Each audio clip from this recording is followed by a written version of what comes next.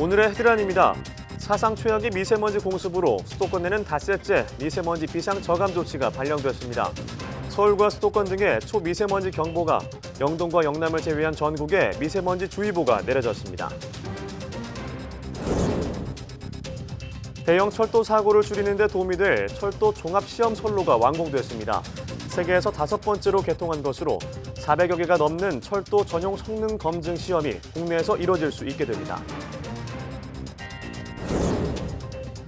지난해 전 세계 스마트폰 출하량이 처음으로 감소해 역성장을 기록했습니다.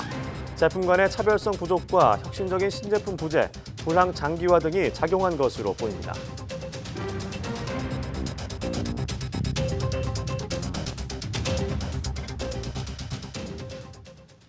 여러분 안녕하십니까? 3월 5일 화요일 사이언스 투데이입니다.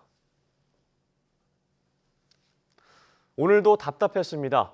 3월부터 시작된 사상 최악의 미세먼지 공습이 5일째 계속되고 있습니다. 현재 서울 등 수도권과 충남 북부, 전북 등에 초미세먼지 경보가 내려졌고 영동과 영남 일부를 제외한 전국에 미세먼지 주의보가 발령 중입니다. 또 제도 도입 후 처음으로 닷새째 미세먼지 비상 저감 조치가 계속되고 있으며 특히 제주도에도 처음으로 비상 저감 조치가 발령됐습니다. 이에 따라 오늘 새벽 6시부터 밤 9시까지 모든 행정 공공기관은 차량 2부제를 실시하며 민간 부문에서는 공공사업장과 비산먼지 발생 사업장 등은 운영 시간을 조정하고 대기오염 방지 시설을 가동해야 합니다. 국립환경과학원은 국내외 오염물질이 축적되면서 미세먼지 상황이 갈수록 악화하고 있다고 밝혔습니다. 날은 풀렸지만 이 미세먼지 때문에 봄 기운을 즐길 수 없는 요즘입니다. 초미세먼지 농도는 역대 최고치에 근접했고 비상 저감 조치는 사상 최초로 닷새 연속 발령됐습니다. 김진두 기자가 보도합니다. 하늘을 뒤덮은 먼지 탓에 도심이 마치 장막을 친 듯 뿌옇게 보입니다. 연휴 뒤 첫 출근길에 나선 시민 대부분은 황사형 마스크로 무장했습니다. 3월 시작부터 미세먼지와 초미세먼지의 공습이 연일 계속되고 있습니다. 농도도 사상 최고치에 근접했습니다. 기존 서울의 최고 초미세먼지 농도는 지난 1월 14일에 129 마이크로그램, 3월 1일부터 사흘 연속 농도가 매우 나쁨 기준을 넘다가 119 마이크로그램, 역대 2위 기록을 세웠습니다. 미세먼지 상황이 심각해지자 수도권에는 3월 1일부터 나흘째 고농도 미세먼지 비상 저감 조치가 기수됐습니다. 2017년 1월 제도 도입 이후 최장 기간입니다. 각 시도에서는 고농도 미세먼지를 재난 상황으로 인식하고 빈틈없는 대응을 부탁드립니다. 하지만 미세먼지 상황이 개선되지 않자 비상 저감 조치는 하루 더 연장됐습니다. 대기 정체 국외 미세먼지가 고농도로 강하게 유입되면서 3월 5일, 3월 6일까지 전국적으로 대부분의 지역에서 나쁨에서 매우 나쁨까지 고농도 현상이 지속될 것으로 예상되고 있습니다. 봄의 달 3월이 시작됐지만 불청객 미세먼지가 포근한 봄을 느끼는 즐거움을 앗아가고 있습니다. YTN 김진두입니다. 이러한 최악의 미세먼지는 개학식과 입학식의 풍경도 바꿔놨습니다. 마스크를 쓰지 않은 학생을 찾는 게 더 어려웠는데요. 봄 소풍 때에도 미세먼지가 기승을 부리는 건 아닌지 부모들의 걱정이 많습니다. 차유정 기자가 보도합니다. 오랜만에 친구들과 함께하는 등굣길. 아이들의 표정은 밝지만 날씨는 그렇지 않습니다. 며칠째 뿌연 공기에 마스크를 한 학생을 찾는 건 어렵지 않습니다. 부모님은 아이들의 야외 활동이 걱정입니다. 학교 가면 체육 활동 같은 거 신경 쓰이고 이제 곧 현장 학습, 소풍 갈 텐데 그런 것도 사실 솔직히 신경이 쓰여요. 엄마 아빠 손을 꼭 잡은 신입생들 역시 마스크는 필수품입니다. 기념사진을 찍는 순간조차도 아예 마스크로 얼굴을 가릴 정도입니다. 아이들의 첫 출발, 미세먼지가 아쉽습니다. 오늘 하루는 굉장히 즐겁게 그리고 희망차게 시작을 했는데 아침에 미세먼지 그 농도를 확인하고 너무 걱정이 되더라고요. 빨리 맑은 공기 좀 마시고 이렇게 했으면 좋겠어요. 가실 줄 모르는 미세먼지는 행사를 준비한 학교에게도 골칫거리입니다. 자동차도 2부제하고 입학식 할 때 마스크를 등하교 할 때 할 수 있도록 하고 재학생들에게는 그 이알림이라는 그 시스템을 통해서 등교할 때 마스크를 착용하라고. 뿌연 날씨는 연휴를 보낸 직장인들의 걸음도 재촉합니다. 탁한 공기를 피해 얼른 실내로 들어가고 싶은 마음입니다. 아무래도 월요일이니까 회사로 빨리 출근하고 싶다는 생각은 굉장히 오랜만에 해보는 것 같아요. 시민들은 한결같이 하루빨리 뿌연 먼지가 걷히고 맑은 하늘을 볼 수 있기를 바랐습니다. YTN 차유정입니다. 앞서 전해드린 대로 수도권에 닷새 연속으로 미세먼지 비상 저감 조치가 내려진 건 매우 이례적인데요. 이렇게 고농도 미세먼지가 오래 유지되는 것은 중국에서 들어온 스모그의 영향이 큰 것으로 분석됩니다. 최소라 기자입니다. 국내 고농도 미세먼지가 기승을 부린 건 지난달 말부터입니다. 서울의 초미세먼지 농도는 지난달 20일 나쁨을 기록한 이후 26일 단하루를 제외하고는 계속해서 치솟았습니다. 100주년을 맞은 3일절부터 미세먼지 농도는 매우 나쁨 수준을 기록했습니다. 전문가들은 이렇게 고농도 미세먼지가 유지되는 이유를 중국발 미세먼지 때문으로 보고 있습니다. 대개 이렇게 고농도 미세먼지가 발생할 때는 중국의 영향이 없이는 발생하지 않습니다. 이번에도 그렇지만은 비상저감 조치가 발령되거나 미세먼지 특보가 발령될 경우 중국의 미세먼지 영향이 상당히 큽니다. 실제 베이징시는 지난달 22일부터 24일까지 대기 오염에 대해 황색 경보 다음 단계인 오렌지색 경보를 발령했습니다. 이어 지난 2일엔 심각한 스모그로 다시 한번 오렌지색 경보를 발령했습니다. 중국의 대기 상황이 나빠지자 국내 미세먼지 농도도 증가한 겁니다.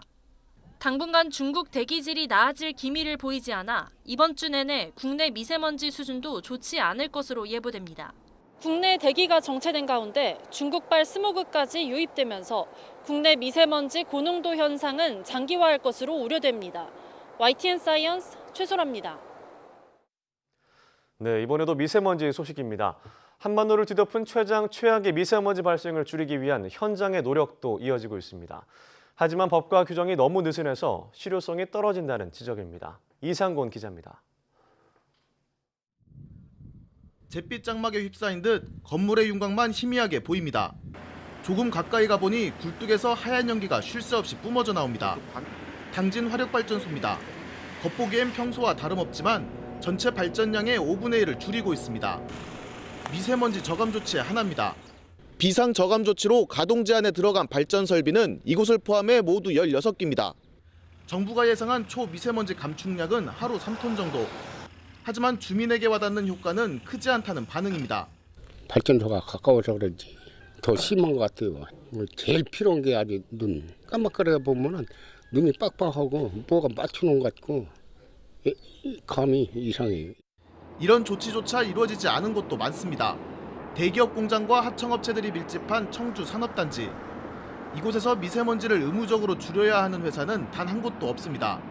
특별법의 적용을 받지 않기 때문입니다. 충북 지역 사업장 3,600여 곳 가운데 의무 사업장은 시멘트 회사 등 5곳뿐입니다. 대기업이 자율적으로 미세먼지를 줄인다고 해도 40곳을 넘지 않습니다. 환경단체는 특별법이 미세먼지 농도가 높은 때에만 초점이 맞춰진 게 문제라고 지적합니다. 미세먼지는 고농도 시에 저감을 하기 위해 노력하는 게 아니라 일상적인 상황에서 저감하기 위해 노력을 해야 합니다. 그중 첫 번째로는 사업장 배출 허용 기준이 더 강화가 돼야 되겠죠. 특별법으로 비상 저감 조치가 강화됐다고 하지만 좀 더 강력한 대책이 마련되지 않는다면 미세먼지 대란은 쉽게 사라지기 어려워 보입니다. YTN 이상곤입니다.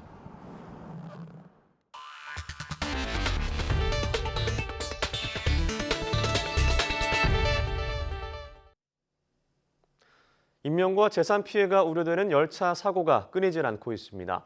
열차 사고를 줄이는 데 도움을 줄 철도 종합시험 선로 시설이 완공됐습니다. 세계에서 5번째 시설로 철도 산업 경쟁력을 한 단계 끌어올릴 전망입니다. 이정우 기자입니다. 2009년 2월 경부 고속철도 2단계 구간 침목 균열 사고, 2011년 2월 광명역 KTX 열차 탈선 사고, 지난해 12월 강릉역 KTX 탈선 사고, 잊힐만 하면 터지는 대형 철도 사고를 줄이는 데 도움이 될 시험시설이 문을 엽니다. 4년 6개월 만에 완공된 철도 종합시험 선로가 막바지 시설물 검증과 시험 운행에 들어갔습니다. 철도의 이제 안전사고를 제로화시킬 수 있고 그런 대형 사고를 미연에 방지시킬 수 있는 그런 역할을 하게 되는 겁니다. 시속 200km 주행이 가능하고 철도 차량과 용품, 시스템, 소음 등 모두 447종에 대한 성능 검증 시험을 할 수 있습니다. 인위적으로 시험을 시행할 수 있도록 만들었으며 특히 교량 같은 부분에서는 그 교량의 길이나 높이를 조정할 수 있게끔 만드는 게 특징입니다. 이제까지 철도 시험은 운행 중인 선로에서 제한된 항목만 가능했고 부족한 부분은 해외에서 진행해야 했습니다. 따라서 앞으로 시험에 필요한 시간과 비용을 줄일 수 있게 됐습니다. 전문적인 철도 종합시험 선로 개통은 세계에서 5번째로 우리나라의 철도 산업 경쟁력을 한 단계 끌어올릴 것으로 보입니다. 고속 일반 철도뿐만 아니라 도시 철도에 대한 시험도 가능합니다. 국내 기업의 철도 용품, 시스템, 기술 자립이 가능하게 되고 해외 철도 시장에서 국제 경쟁력 확보를 위한 핵심 기반 시설을 갖추게 될 것입니다. 전용 철도 시험 선로 개통은 국내 철도 산업의 대외 신뢰도를 높여 수출 확대에도 도움을 줄 것으로 기대됩니다. YTN 이정우입니다. 지난해 전 세계 스마트폰 출하량이 사상 처음으로 감소했습니다. 시장조사 업체 스트래티지 애널리틱스에 따르면 지난해 세계 스마트폰 출하량은 14억 3,160만 대로 2017년보다 5.1% 줄어들었습니다. 지난해 전 세계 스마트폰 출하량은 상반기에 2.6% 감소하는 데 그쳤으나 하반기에 7.3%로 하락폭이 확대돼 처음으로 역성장을 기록했습니다. 지난해 글로벌 스마트폰 시장이 악화한 데는 애플 등 주요 업체의 신제품이 큰 효과를 보지 못했으며 혁신적인 신규 모델 부재, 불황 장기화 등이 겹친 것으로 분석됩니다. 특정 유전자만 골라 교정하는 유전자 가위의 정확성을 높이는 방법이 제시됐습니다. 기초과학연구원 유전체 교정 연구단 연구팀은 DNA 염기 중 아데닌 염기만 골라 교정하는 아데닌 염기 교정 가위의 정확성을 확인하고 효율을 높이는 방법도 제시했습니다. 연구팀은 아데닌 염기 교정 가위가 인간 유전체 32억 개 가운데 평균 60곳에서만 변이를 일으키는 것을 확인했습니다. 또 아데닌 염기 교정 가위의 정확성을 높이는 방법도 제시했습니다. 아데닌은 DNA를 구성하는 4개 염기 가운데 하나로 대부분 유전 질환은 염기 1개의 문제로 발생합니다. 이에 따라 특정 염기를 교정하는 유전자 가위가 오작동 없이 작동하는 것은 질병 치료에 매우 중요합니다. 이번 연구 결과는 국제학술지 네이처 바이오 테크놀로지 최신호에 실렸습니다. 국내 연구진이 현재 기술로는 파악할 수 없었던 태양 측면과 뒷면의 자기장 영상을 인공지능을 활용해 복원했습니다. 경희대 문용재 교수팀은 미국 나사의 태양활동 관측 위성과 태양 탐사선의 관측 자료를 딥러닝 기법으로 인공지능에 훈련해 태양 측면과 뒷면의 자기장 영상을 만들어내는 데 성공했습니다. 현재 태양 전면의 자기장 영상은 태양활동 관측 위성을 통해 얻을 수 있지만 태양 측면과 뒷면을 관측하는 태양 탐사선에는 자기 관측 센서가 없어 측면과 뒷면은 자기장 영상이 없습니다. 태양의 자기장 영상은 태양 활동과 우주 기상을 예측하는 데 매우 중요해 태양의 측면 상황을 미리 알 수 있다면 예보 측면에서 유용할 것으로 기대됩니다. 이번 연구 결과는 국제학술지 네이처 애스트로노미 최신호에 실렸습니다.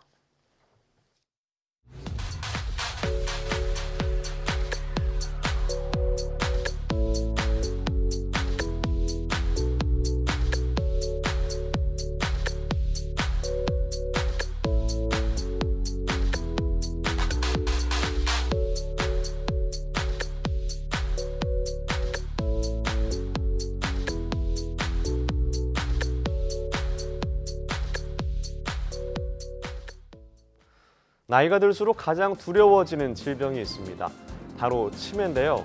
2017년 기준으로 65살 이상 인구 678만 명 중에 치매 환자는 66만 명으로 10%에 육박하고 이런 치매 환자는 앞으로도 계속 증가할 것으로 보이는데요.